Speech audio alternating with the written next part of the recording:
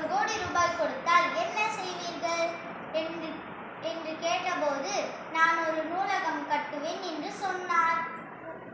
நன்றி, வணக்கம்.